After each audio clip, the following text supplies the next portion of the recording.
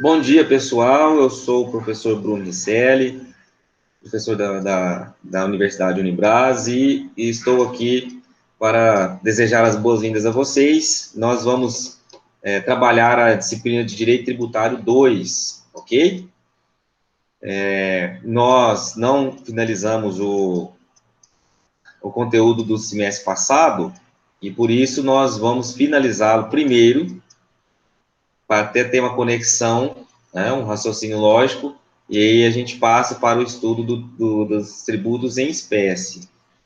Eu disponibilizei o material para vocês podem acompanhar aí, tá legal? E, antes de tudo, eu preciso falar sobre a ementa, né?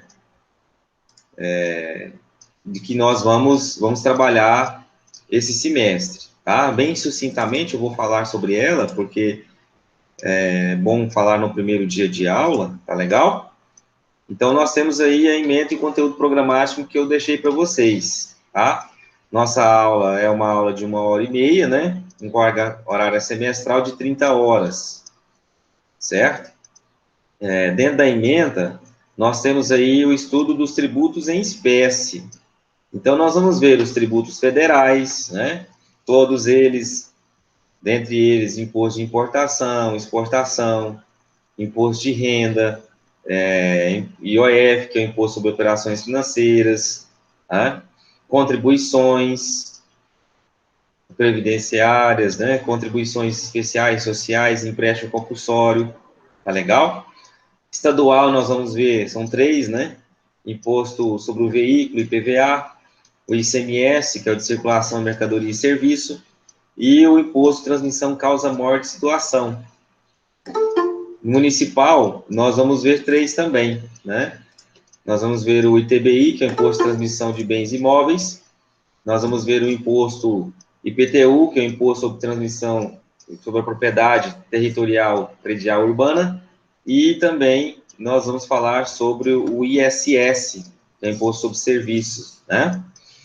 O que nós vamos falar? Bom, dentro dessa emenda, nós temos aí, né, que toda a definição, conceito desses tributos, tá legal?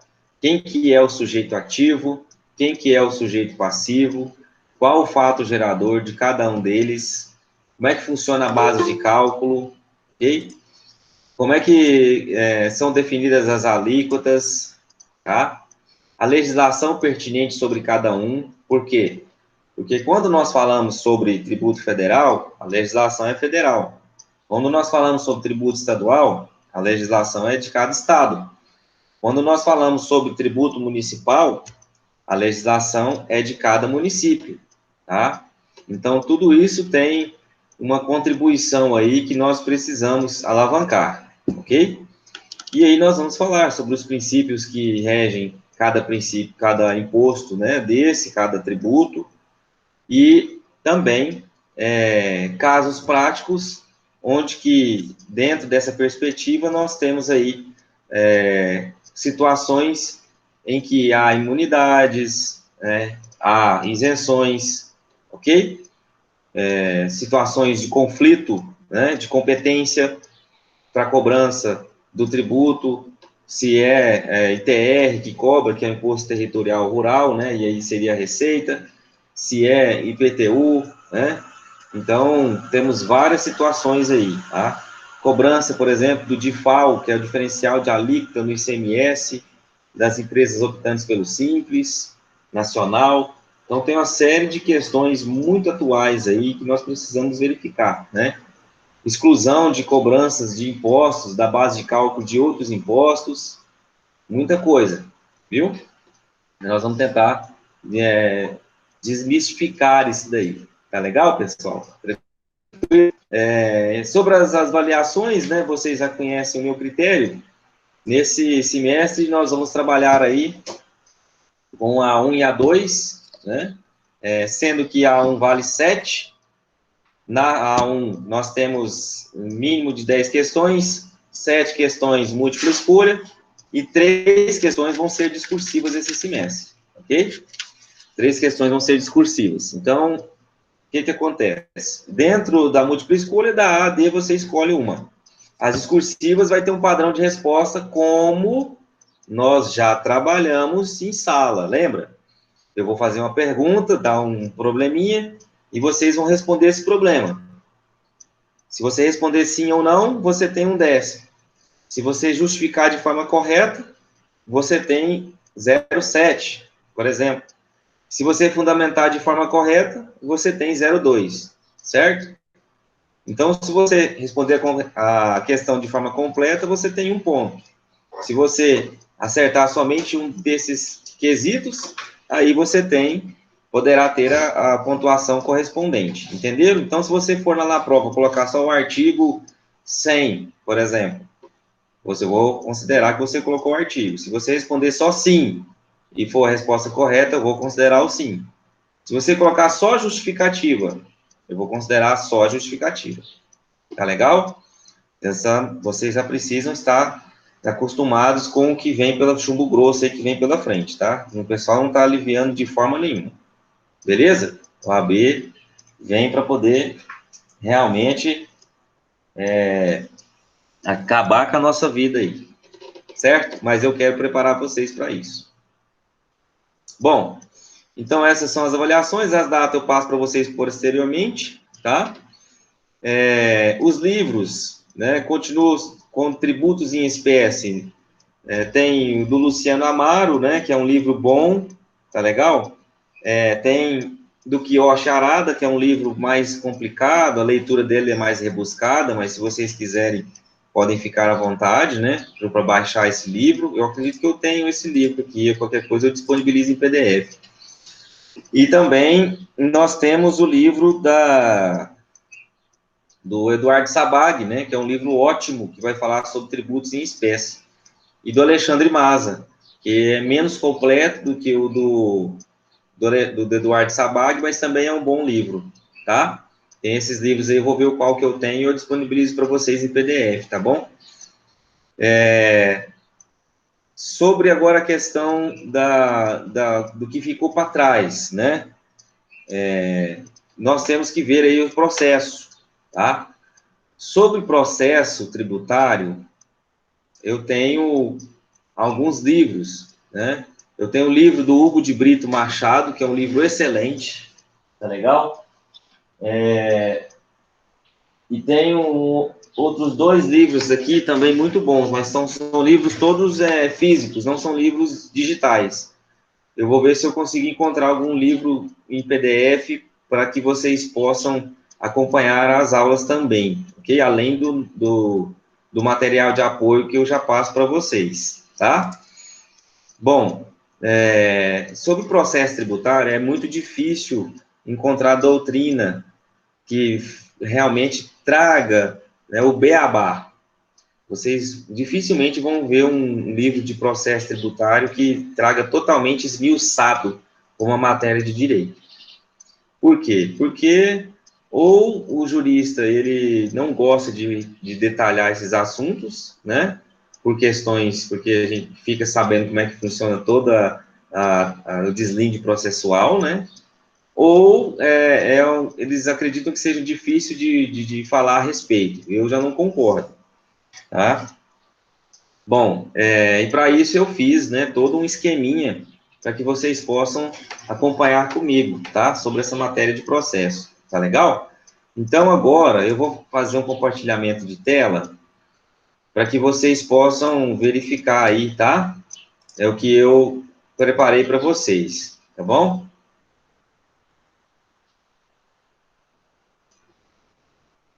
Vocês vão clicar aí agora no Bruno, tá?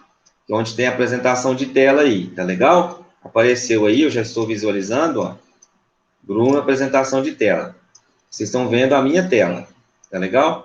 Então, nós vamos lá no processo tributário, ó. Estamos aqui, né, processo tributário, ok? Todos aí, né, tudo certo, né?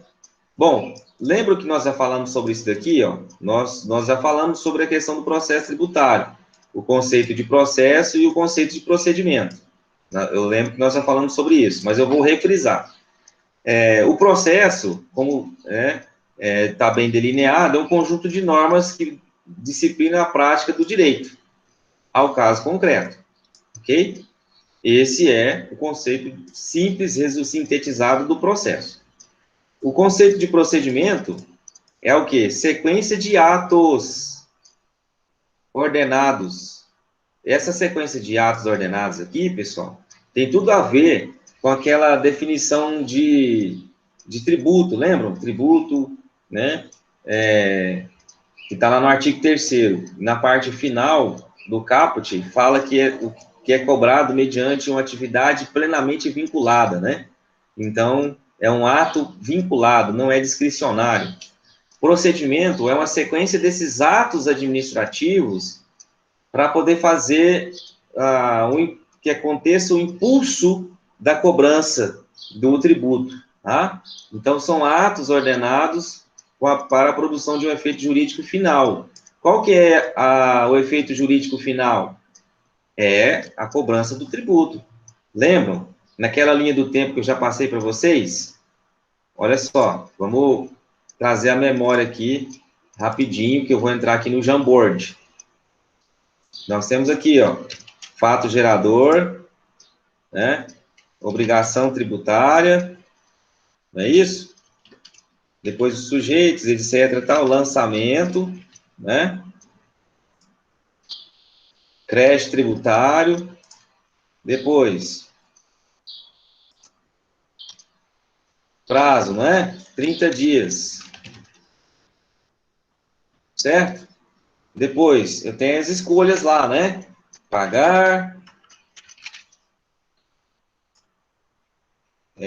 discutir, não pagar. Correto? E aí, se caso eu não pague, né, tem a inscrição na dívida ativa e depois certidão de dívida ativa. Claro que também, né, nós não poderíamos deixar de lembrar da hipótese de incidência. Ok? Então, é assim, não é? Hipótese de incidência, fato gerador, obrigação tributária, lançamento, crédito tributário constituído, prazo de 30 dias. O que eu tenho? Opção? Opção de pagar, ou discutir, ou não pagar. Se eu não pagar, ainda vai haver a inscrição na dívida ativa e depois a certidão de dívida ativa, né? Eu vou finalizar aqui, por quê? Porque, de acordo com o que nós falamos sobre procedimento administrativo, o procedimento administrativo, ele começa quando? Quando acontece o fato gerador, não é? Aconteceu o fato gerador, vai desencadear agora obrigações, tanto para o fisco como para o contribuinte. Mas no caso do fisco, ele vai ter que fazer o quê? Opa, tem que fazer o lançamento, tem que buscar isso aqui, tem que cobrar, né? Ah, não paga. Então, vamos continuar insistindo, persuadindo de acordo com a lei. Vamos escrever CPF ou CNPJ na dívida ativa, lavrar uma certidão de dívida ativa, né? Que essa certidão é o quê? É um título executivo extrajudicial, não é verdade? Um título executivo extrajudicial, ok? É a característica da certidão de dívida ativa, né? E depois, o que vai acontecer, pessoal? Se o contribuinte não pagar, aí nós vamos partir para a execução fiscal. Ok? Aí a gente parte para a execução fiscal, tá certo? Então, esse aqui é o esqueminha, né? Desde o início do fato gerador, uma vez que ele aconteceu, né? Ao início do procedimento administrativo. Esse procedimento administrativo, ele pode terminar aqui, se o contribuinte pagar, extingue a obrigação, né? Ou se o contribuinte discutir e o contribuinte tiver razão. Daí também extingue, né, a obrigação e o procedimento administrativo se finaliza, correto? Agora, se o contribuinte não pagar, não discutir, né, o que vai acontecer? Continua o procedimento administrativo, né, no intuito de fazer com que ele pague, assim como no comércio escreve, né, aos órgãos de proteção ao crédito, aqui no direito tributário, o CPF ou CNPJ vai ser inscrito aonde? Na dívida ativa. E depois vai ser lavrada a certidão de dívida ativa. ok? Constituído o crédito, constituída a certidão, ele tem um prazo de 30 dias. Não pagou? Não procurou acertar? Aí, meu amigo, vem a execução fiscal, né? Vem a execução fiscal. Tá certo? Tudo tranquilo? Até então? Beleza. Então, vamos voltar lá para o material. Então, isso é o conceito de procedimento que eu queria que vocês analisassem, tá? Vocês vissem aqui. Bom, nós temos aqui, ó, vou aumentar um pouquinho. Nós temos aqui, tá? O processo tributário no sentido amplo, ok? No sentido amplo, nós temos o processo administrativo e nós temos o processo judicial. No processo administrativo, nós temos os meros procedimentos, que são procedimentos de fiscalização, tá? Procedimentos de fiscalização. O que é isso, professor? Gente, esses meros procedimentos é isso daqui, ó. É a sequência de atos ordenados com vistas à produção de um efeito jurídico final, tá? É o que eu acabei de mostrar para vocês. Tá legal? A cobrança do fisco a partir do momento que há o fato gerador. E temos o chamado processo administrativo propriamente dito, que aí nós vamos trabalhar o quê? Impugnação do lançamento, recursos, tudo na via administrativa, que eu vou demonstrar para vocês. Tá legal? Já no processo judicial, nós temos 3 espécies de processo.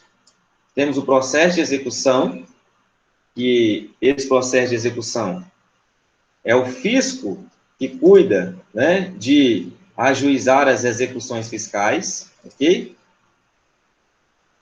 Nós temos o processo de conhecimento.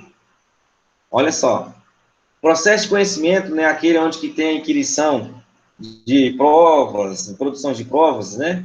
Não é isso? E testemunhas, se for o caso. Não é assim? Então, quem que entra com a ação de conhecimento? O fisco ou o contribuinte? Ué, professor, o fisco, ele tem a prerrogativa de lavrar uma certidão de dívida ativa, ou seja, de produzir um título executivo extrajudicial contra quem lhe deve, então ele já pode entrar com a execução, certo? Ok, excelente resposta. Agora, o processo de conhecimento, eu tenho que provar que eu tenho razão. Então, quem entra com o processo de conhecimento? O contribuinte. Que tipo de processo que é? Bom, são ações judiciais nas quais ele vai ter que produzir prova, para que ele prove que ele não deve, que não é aquela pessoa, etc, etc. Então, nós temos ações anulatórias, nós temos ações declaratórias, tá? Nós temos a ação de consignação e pagamento, ok? Mandado de segurança, tá? Então, nós temos aí uma série de ações que nós vamos trabalhar em sala, tá ok? Todas elas é o contribuinte que tem legitimidade para poder propor essas ações, ok? E, por último, nós temos o processo cautelar. Esse processo cautelar é aquela chamada cautelar fiscal. Existe uma lei federal que regula esse processo cautelar, ok? Então, como se trata de cautelar fiscal, significa que é o fisco que tem a legitimidade para propor esse processo cautelar. Nesse sentido, nós temos o quê? Nós temos quando acontece, por exemplo, uma dilapidação, uma alienação do patrimônio, né? E o contribuinte já é aquele contribuinte devedor contumaz, ele sempre fica devendo, está na lista vermelha do fisco. Esse cara, ele tem bens e ele quer desfazer dos bens para poder o fisco não penhorar esses bens. Então, ele está querendo sair da dívida, né? Então, o que o fisco faz? O fisco entra com essa medida cautelar, chamada cautelar fiscal, para poder bloquear os bens necessários que garantam a dívida daquele contribuinte. Isso que é o processo cautelar, ok? Nós vamos falar sobre ele também. Tá legal? Tudo bem? Tudo tranquilo aí? Ah, tá. Sobre o processo de execução, Deixa eu ir para o Jamboard aqui, ó.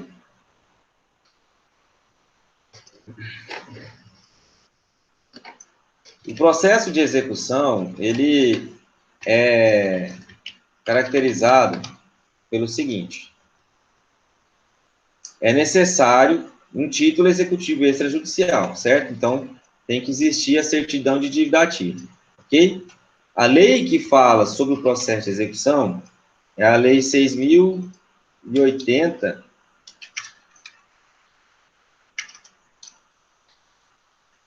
de 88, peraí que o professor bananou aqui. Deixa eu dar uma olhada aqui, só para... Lei 6.130, de 80. Essa é a lei de execução fiscal, certo? Que vai regulamentar aí, tá? O processo de execução, ok? Para o processo de execução é necessário o título executivo extrajudicial, certo? Quem que é legítimo, tem legitimidade para poder propor essa ação? Quem? O fisco, tá? O fisco é que tem legitimidade para poder propor essa ação, ok? Seja na via federal, estadual ou municipal, tá legal? A legislação é unificada para todos os entes federativos. E aí, nessa legislação, também vai estar prevendo, além da legitimidade do fisco de propor a execução, como que vai se dar todo o processo de execução, tá? O contribuinte, né, o executado, ele vai ter prazo para embargos, né, o que ele tem que fazer dentro dos embargos para serem recolhidos, uma série de fatores aqui dentro desse processo de execução. Beleza? Tudo bem? Bom, continuando aqui o nosso assunto, nós temos alguns princípios fundamentais que eu vou passar rapidamente sobre eles, tá? Nós temos o princípio da justiça, que está lá no artigo 3º, inciso 1 da Constituição, né, falando sobre a questão do acesso à justiça, né? E também tem a questão da inafastabilidade do Poder Judiciário de apreciar as questões, né, litigiosas. Nós temos o princípio da segurança jurídica, né? Está lá no artigo 5º caput, que fala sobre a questão de todos são iguais perante a lei, né?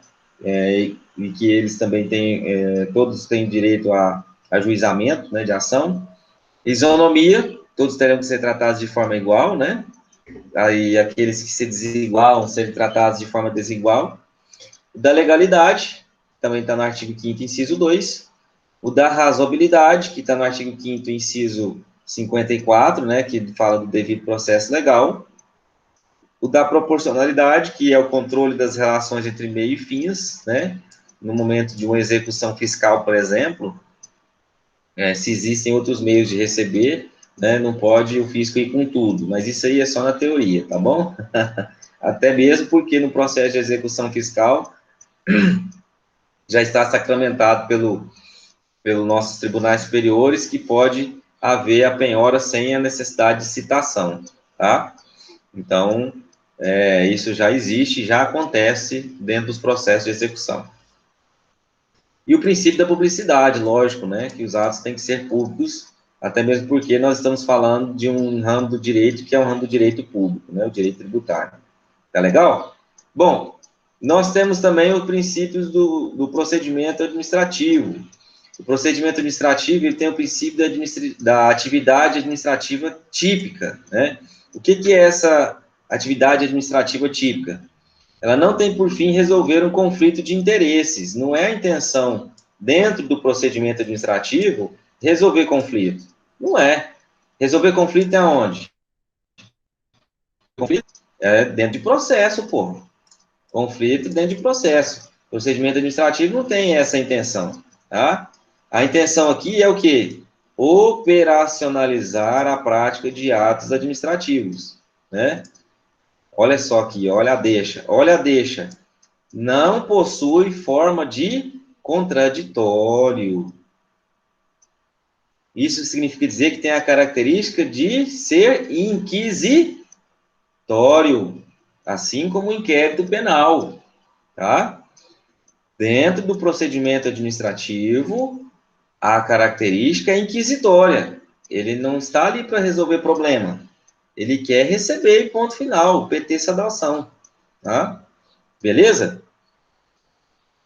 Bom, nós temos dentro desse procedimento administrativo, tá?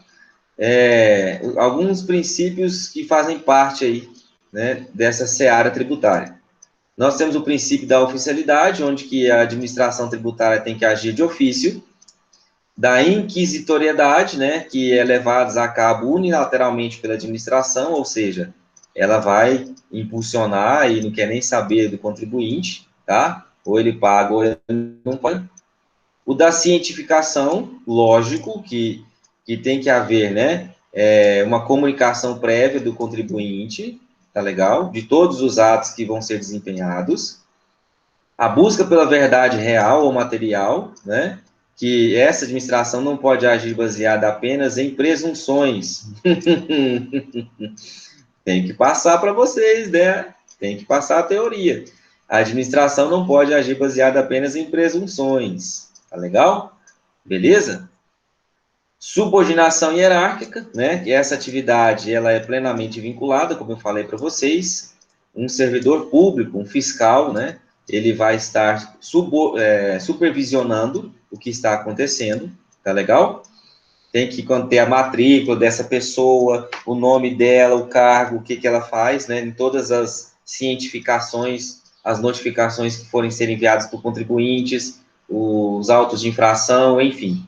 Tem que ter aí esse acompanhamento pelo responsável, tá? E o dever lógico de fundamentação, né? Todos os atos administrativos são obrigatoriamente necessários ser motivados. Então, se eu recebo a notificação da cobrança de um crédito tributário, por que eu estou recebendo, tá? Se eu recebo um auto de infração tributário, por que eu estou recebendo, qual o motivo, qual o fundamento, quem que está me autuando, ok? Tudo isso é necessário, tá bom?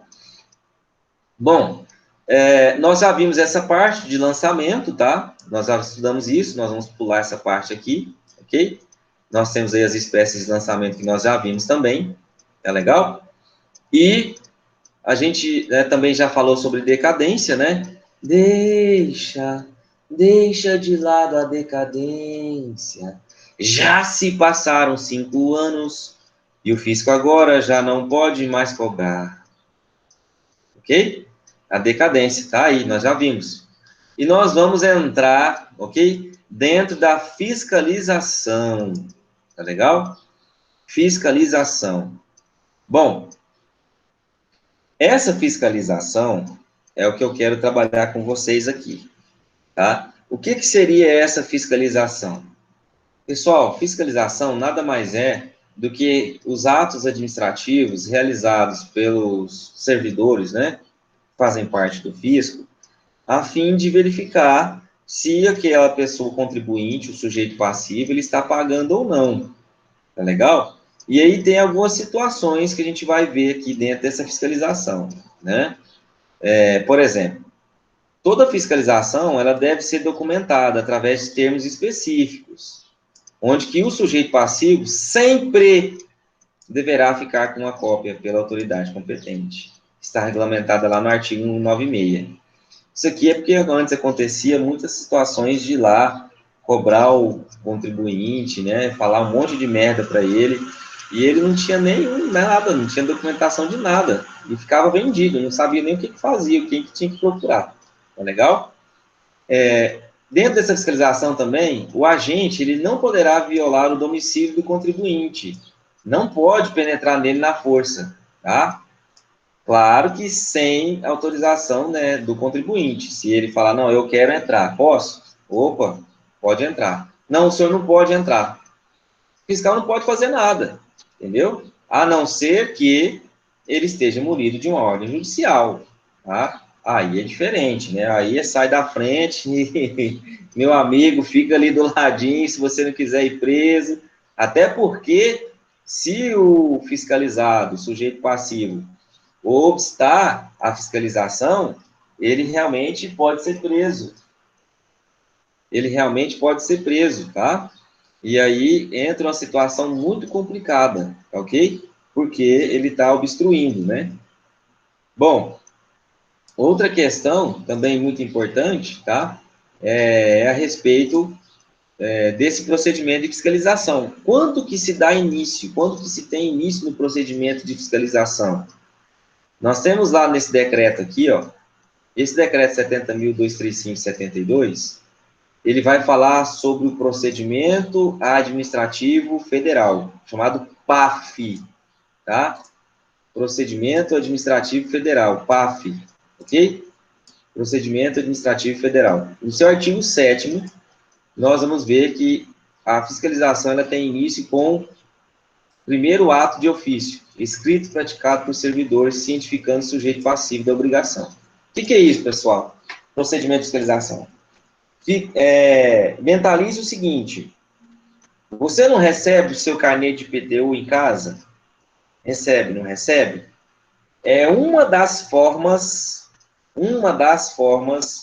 do início do procedimento de fiscalização, tá? É uma das formas do início do procedimento de fiscalização.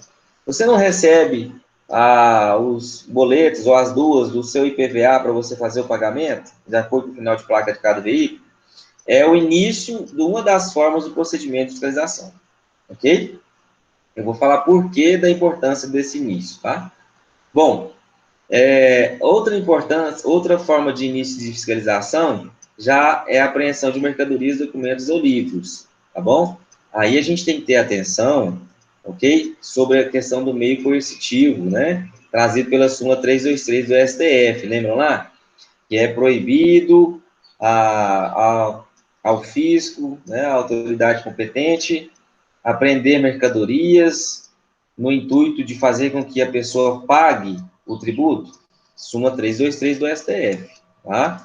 Isso aqui, pessoal, é quando já tem, olha, uma ordem judicial, viu? Quando se fosse tratar já de crime, tiver indícios fortíssimos de lavagem de dinheiro, sonegação fiscal, aí com a ordem judicial, isso aqui pode acontecer, tá bom? E uma outra forma do início da fiscalização é com o começo do despacho aduaneiro, né? O que é o despacho aduaneiro? Vou explicar para vocês. Nós já falamos já em sala, mas eu vou falar novamente. O despacho aduaneiro, lembra lá que eu faço uma compra no Wish? Compra no Wish, né? Da compra no Wish, vem por um navio, geralmente, né? E chega num container, né? Chega num container nos portos alfandegários, né? Ótimo. Inclusive, está até concurso agora para preencher essas vagas. E aí, o que, que vai ter ali? Um monte de sacola, um monte de pacote, um monte de coisa. O que, que o fiscal vai fazer? O fiscal vai dar início ao quê?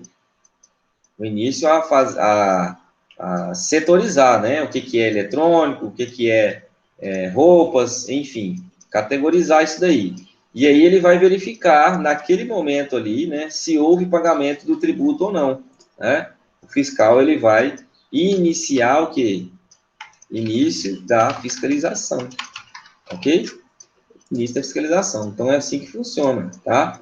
Comprei, chegou no container, o fiscal vai abrir, aí ele vai catalogar, né? E verificar se o tributo foi pago. Então, início da fiscalização. Se foi pago, vai ser enviado lá para despacho. Se não foi pago, fica retido. Tá legal? E aí o contribuinte tem que ser notificado para poder ele fazer o pagamento, né? Ou, dependendo da forma como foi adquirido, vai ficar lá dentro do galpão da Receita Federal para ser leiloado ou ele volta para o local de origem. Beleza? Bom, por que eu falei tudo isso com vocês em relação ao procedimento de fiscalização? Porque quando já existe um início do procedimento de fiscalização, entra numa questão muito importante aqui, ó. Olha só, chamada denúncia espontânea. Se eu já comecei a ser fiscalizado, já ao início do procedimento de fiscalização contra mim, pessoal, olha só, eu não tenho direito à denúncia espontânea. Vou explicar o que é denúncia espontânea, tá bom? O artigo 138 do CTN, ele fala o seguinte, que o início desse procedimento da fiscalização exclui a espontaneidade do sujeito passivo. Então, vamos lá. Presta atenção aqui comigo. Tá? Se eu tenho já o início da fiscalização, ok? Significa dizer que eles já estão de olho em mim, tá bom? Eu não posso, né? Não posso alegar denúncia espontânea. Eu não tenho direito mais à denúncia espontânea. E o que é a denúncia espontânea? A denúncia espontânea é quando você mesmo, né? O sujeito passivo, ele declara que reconhece a dívida e requer o seu pagamento à vista, tá? Requer o seu pagamento à vista. Isso que é denúncia espontânea, ok? Antes dele ser fiscalizado, tá? Antes dele ser fiscalizado, tá legal? Isso que é denúncia espontânea. Ah, professor, qual que é o benefício que eu tenho se eu fizer isso antes de ser fiscalizado? Vai ser, né? Vai ser excluída a multa pelo não pagamento, tá? A multa pelo não pagamento, ok? Tranquilos? Então, quando que isso acontece, pessoal? Lembra lá da fato gerador, obrigação tributária, prazo para pagamento? Já passou do prazo para pagamento, ok? Ou quando passa do prazo para pagamento, tem o quê? Não tem multa? Tem multa, tá legal? Aí, vamos supor que ainda não houve início de fiscalização, eu não fui notificado disso, não houve lavratura de auto-infração. Eu posso correr lá no fisco e falar, olha, eu sei que eu estou devendo, passou do prazo de pagamento, eu quero pagar agora, eu tenho dinheiro. Aí, obrigatoriamente, o fisco vai ter que excluir a multa pelo não pagamento. Essa multa gira em torno de 30% a 40%, de 20% a 40%. Tá legal? E o pagamento é somente à vista, não pode ser parcelado. Ok? Então, esse é o benefício da denúncia espontânea, tá? Esse é o benefício da denúncia espontânea. Tá legal? Muito importante isso aí, tome nota. E tome nota disso aqui também, ó. Súmula 360 do STJ, rapaz. Olha só. A denúncia espontânea confere ao contribuinte vários benefícios. Sim, claro. Todavia, segundo a súmula 360 do STJ, tais benefícios não se aplicam aos tributos sujeitos a lançamento por homologação, regularmente declarados, mas pagos a destempo. Professor, agora você confundiu minha cabeça mesmo. Vou explicar para vocês. Não existem 3 modalidades de lançamento? Volta aqui comigo, rapidinho. Vou usar o que já tem aqui. Não existem 3 modalidades de lançamento, pessoal? De ofício, quando que o fisco faz tudo sozinho, não é? Por declaração omisso, que é quando o contribuinte presta as primeiras informações, o fisco vai verificar se está certo ou não, depois é gerada a guia para o pagamento. E tem um lançamento chamado autolançamento ou lançamento por homologação, que é o quê? Que o contribuinte faz tudo sozinho, né? O contribuinte, por exemplo, ele entra lá no site da Receita, ele inclui os seus dados, informa o quanto que ele ganha, se tem dedução do imposto ou não, despesa dele, né? Fecha, conclui. Professor, Oi. o que seria pagos a destempo? Pago a destempo é pagos fora do tempo. Ele teria que pagar dentro do prazo de 30 dias e ele não pagou. Aí ele vai pagar depois, entendeu? Entendi, obrigada. Nada. Então, olha só, vamos lá. Nós estamos trabalhando somente com a modalidade de lançamento por homologação, ok? Só nessa modalidade.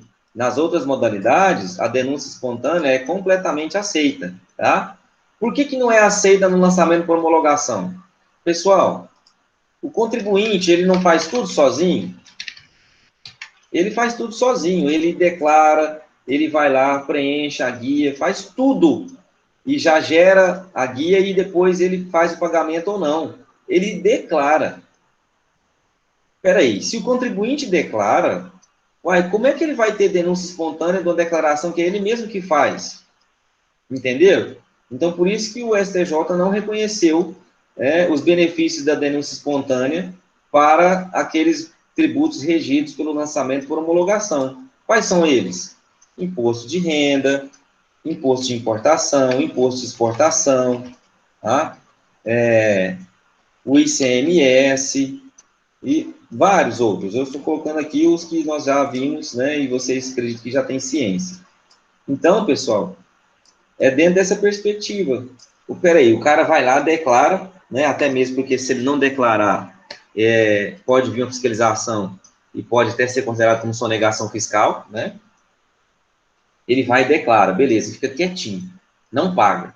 Aí, de repente, ele vai lá, não, olha aqui, eu quero o benefício da denúncia espontânea, exclui a multa para mim, eu não paguei. Eu falei, uai, não tem como, você sabe que você declarou, né? Você que fez tudo, tá? Infelizmente, o contribuinte não tem direito, né, ao benefício da denúncia espontânea dentro dessa modalidade de lançamento, ok? Então, se tiver uma questãozinha lá falando a respeito, né, de imposto de renda, que declarou, e aí ele quer pagar depois do prazo, né, vencido, vocês já sabem que existe a incidência da súmula 360 do STJ.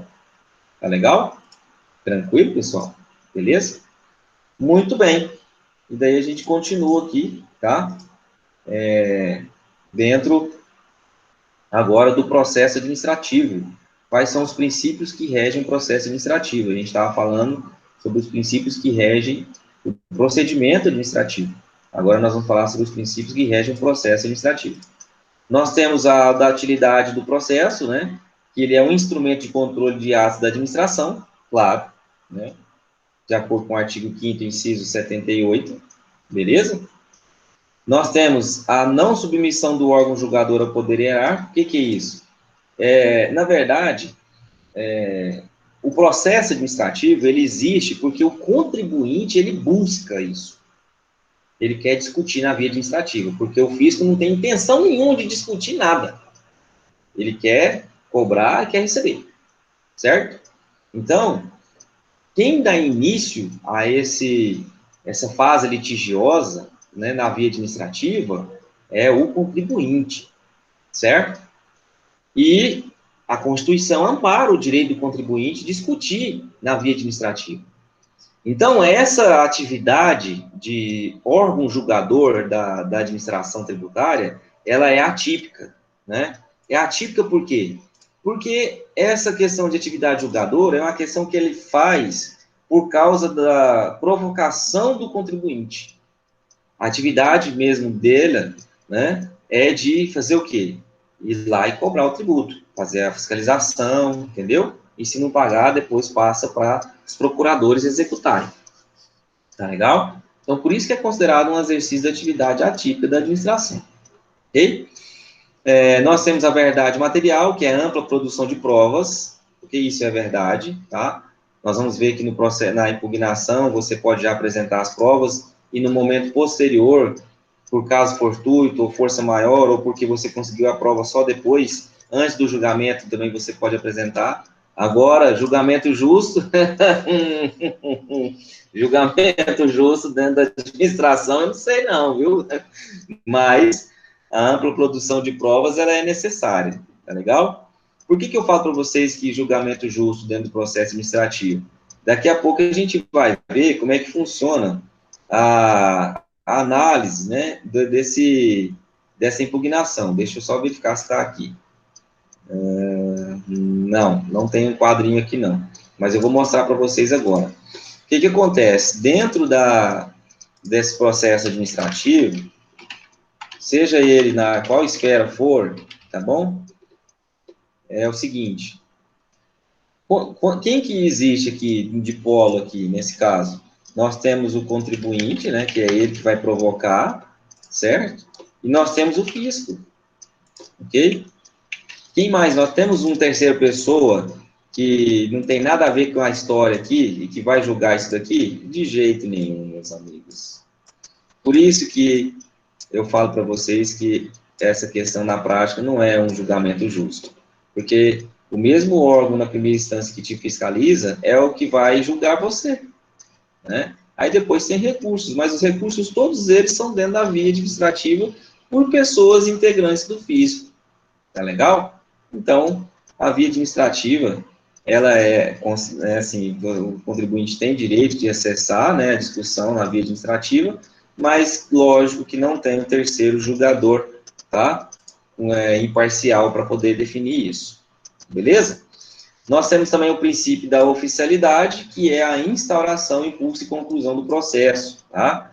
Isso tem que ser feito pela administração tributária, não pode ficar para sempre o processo administrativo. Geralmente, o processo administrativo, ele dura de 2 a 3 anos, tá legal? Se for esgotar a via administrativa. Tudo bem? Tranquilos? Até aí, tudo certo? Ok, vamos lá. Então, pessoal, nós vamos estudar a impugnação, ok? Antes da gente entrar aqui nessa teoria, eu preciso mostrar para vocês, tá? Nós estamos falando sobre processo administrativo, que ele só acontece por provocação do contribuinte, ok? Só acontece por provocação do contribuinte. E ele acontece onde, pessoal? Lembram? Fato gerador, obrigação tributária, lançamento, né? O que mais? Crédito tributário, prazo, 30 dias, ok? E aí, eu tenho o direito de discutir, não é isso? É isso mesmo, professor. Muito bem, então vamos lá, ó. Tá aqui, ó. Processo administrativo, fato gerador, obrigação tributária, lançamento, crédito, prazo de 30 dias. Eu escolho discutir. Escolho discutir. Não, esse tributo já está decaído. Já se passaram mais de 5 anos para poder fazer a cobrança administrativa e está me cobrando agora? Isso acontece muito no município, em relação ao IPTU, tá, pessoal? Então, aí, o que eu vou fazer? Vou apresentar qual que é a minha petição inicial? Vou apresentar a minha impugnação, ok? Eu vou apresentar a minha impugnação, também chamada de reclamação, tá? Mas é mais viável falar impugnação, ok? Então, eu vou apresentar a minha impugnação, tá? Beleza. A minha impugnação tem que ser apresentada quando? Qual o prazo que eu tenho para apresentar a minha impugnação? Pessoal, ó, aqui, ó, dentro do prazo de 30 dias. Dentro do prazo de 30 dias. Abriu o prazo para poder fazer o pagamento, é dentro desse prazo que eu tenho que apresentar minha impugnação. Certo? Senão, você vai perder o prazo e aí você não tem como mais impugnar. Tá legal? Então, o que é a impugnação? Vamos lá? Olha só, o processo administrativo se inicia com impugnação. Tome nota, tá? Da exigência formulada na notificação ou no auto de infração. Ou seja, então, quando eu recebo a notificação de um tributo para pagamento, eu posso apresentar a impugnação. Ou, quando eu já deixei de pagar, e aí já vem atribuído com multa, que é o auto de infração, também nesse momento, quando eu recebo o auto de infração, eu ainda também tenho a possibilidade de discutir na via administrativa a cobrança desse auto. Tá legal? Então, olha só, na notificação, o agente da autoridade administrativa, que seria o servidor público, né, dá ciência ao sujeito passivo a respeito do débito. Ô, fulano, você está devendo isso aqui, ó. Tá aqui, ó. Tem o lançamento e agora você tem que pagar. Eu tenho direito de impugnar. E também no auto de infração. O auto de infração são documentos nos quais o agente da autoridade administrativa, ele vai narrar a infração. Infração leva o quê? Leva a multa, né? Da legislação tributária. Ok? Por ele, é o sujeito passivo no período da ação fiscal. O que tem de diferença entre o auto de infração e a notificação? É que no auto de infração, existe a atribuição da penalidade. Ok? Então, quando eu recebo o carnê de IPTU na minha casa, é uma notificação que eu tenho que pagar. Então, eu tenho 30 dias ali para poder apresentar minha impugnação se eu não concordo com alguma coisa. Passou desse prazo, lá na frente, o fisco resolve lavrar um auto de infração porque você não pagou e agora você vai ter que pagar com multa. Você tem que ser notificado desse auto de infração, tá? E aí, o que não acontece muito dentro dos municípios, não existe essa ciência do devedor dentro do auto de infração, tá? E aí é obrigatório haver a ciência dele, lavrar o auto de infração contra ele. E aí ele ainda tem também o direito de provocar, né, a discussão na via administrativa. Tá legal? Tudo bem? Tranquilo? Qualquer pergunta, vocês enviam áudio, tá? Bom, o que acontece? Uma vez que o contribuinte, né, ele apresenta a sua impugnação dentro do prazo de 30 dias, aí vai ser instaurado o processo administrativo tributário. Então, ele protocolou a impugnação, certo? A impugnação foi recebida. Uma vez que ela foi recebida, instaura-se o processo administrativo tributário, rito contencioso. Uma vez que eu protocolei a impugnação, ela foi recebida, a gente vai invocar qual artigo do CTN? Artigo 151 do CTN, né? Artigo 151 do CTN. O que fala o artigo 151 do CTN? Suspendem a exigibilidade do crédito tributário, não é isso? O quê? Inciso 3.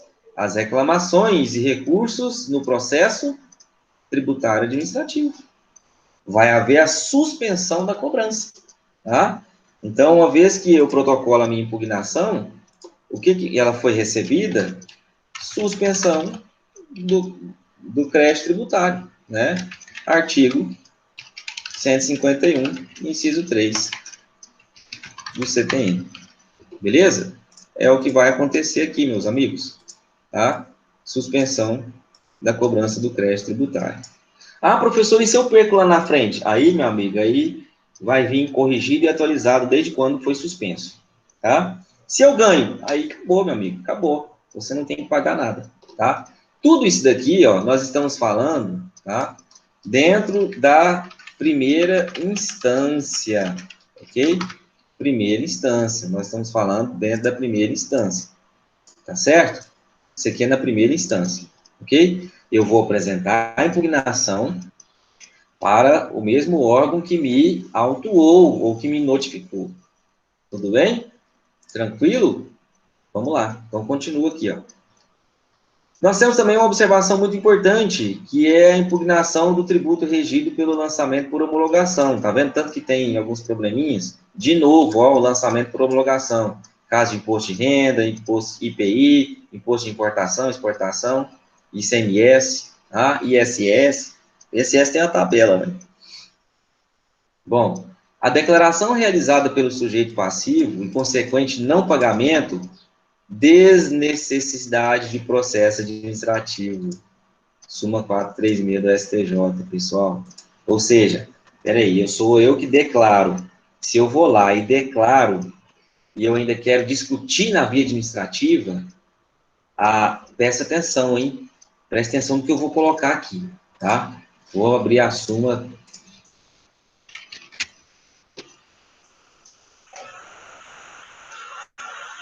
Súmula 436 do STJ.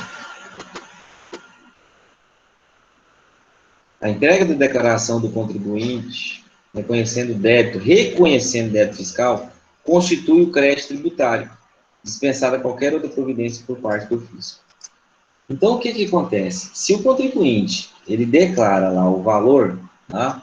E é aquele valor que está sendo cobrado dele, presta atenção. Então, o contribuinte vai lá e declara, por exemplo, que ele deve 5 mil reais para o fisco. E depois, vem um auto de infração, né? Da cobrança, por conta da declaração e não pagamento do mesmo valor, o contribuinte ele não pode se valer para discutir na via administrativa.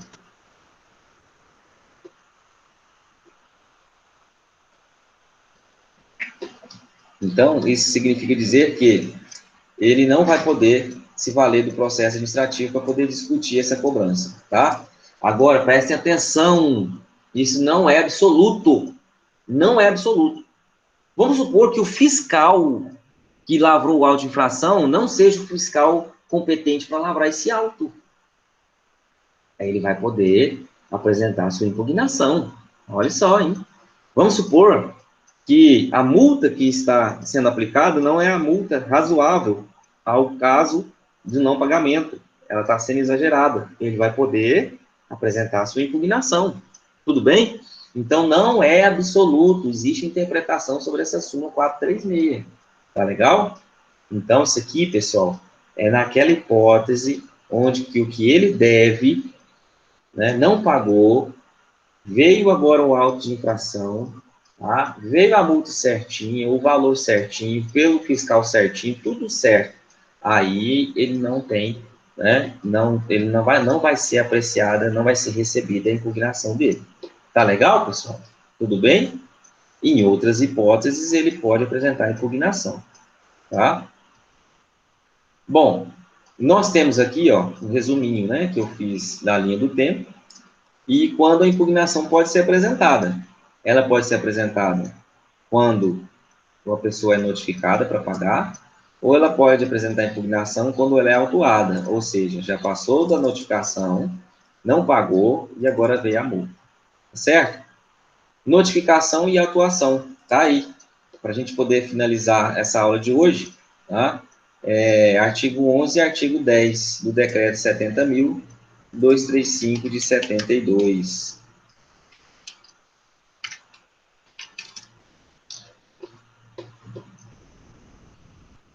Vamos lá.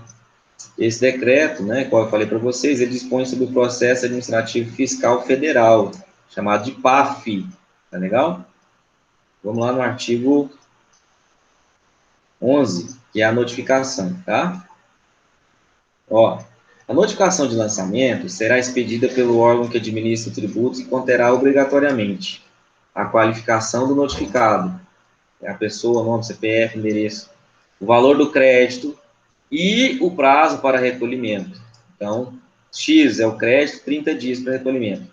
Ou, olha aqui, ó, ou impugnação, tá? A disposição legal infringida, se for o caso, né? Geralmente não tem, porque aqui é na notificação. E aqui, ó, assinatura do chefe do órgão expedidor. É o cara responsável, o cara. Ou de outro servidor autorizado. Ele tem que ter competência para isso. E a indicação de seu cargo ou função e o número da matrícula. Ou seja, se for um Zé Mané lá, com todo respeito, né, que vai notificar, meu amigo, eu tenho certeza que você consegue anular esse auto de infração, essa notificação. Tá bom? Isso tem que ser observado aí, tá? Muito importante essa dica aqui para a prática, tá bom? Para a prática tributária. No caso, né, de notificação eletrônica, aí tem a assinatura eletrônica, beleza? Essa é a notificação, tá? E temos no artigo 10 o auto de infração. Será lavrado por servidor competente no local da verificação, né, do domicílio, e conterá obrigatoriamente qualificação do autuado, nome, CPF, endereço, local, data e hora da lavratura, tá? A descrição do fato, o que aconteceu, foi por isso que o fulano não pagou e tal, por isso que eu estou autuando. A disposição legal, fundamento, e a penalidade, no caso, a multa, tá? A determinação da exigência, você vai ter que pagar, intimando já no auto de infração a cumpri-la, né? Ou prazo para impugnar dentro de 30 dias, tá? Dentro de 30 dias. E também vai ter que ter a assinatura do autuante e a indicação do seu cargo, função e número de matrícula. Tudo bem? Então, isso aqui é extremamente necessário você entender, tá? Para que você possa compreender como que funciona essa cobrança, tá legal? Então, você vai ter que identificar no momento da notificação se está tudo certinho, se é mesmo, eu mesmo que devo, ou se é um nome de um sósia meu, por exemplo, né? E o CPF já é diferente, tá? Se é aquele tributo mesmo, quem que é a autoridade competente para poder você ir verificar se realmente é aquela pessoa, no portal de transparência tem, tá bom? Então, tudo isso são dicas que podem cair na prova e também valem para a prática tributária. Tá legal, pessoal? Tudo bem? Alguma dúvida, alguma pergunta? Nós vamos entrar em outros assuntos que são um pouquinho diferentes. Então, por isso que eu quero parar a aula aqui e a gente termina na próxima semana, tá? Tudo bem? Fluiu tranquilo o processo aí? Eu tentei deixar a aula mais didática para que vocês possam compreender, né? Como é que funciona essa questão.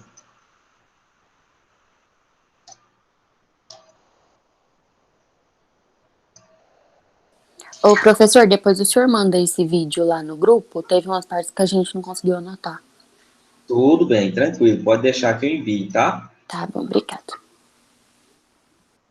Pessoal, então, muito obrigado pela presença de vocês, tá? Fico muito agradecido pela oportunidade de mais uma vez estar com vocês. Nós vamos aprender muito, tá? Principalmente na prática, porque muitos alunos saem da faculdade não tendo noção nenhuma de tributário, como eu saí, tá bom? E eu faço questão que vocês aprendam, tá legal? Então, um grande abraço aí no coração de vocês e até o nosso próximo encontro na sexta-feira que vem.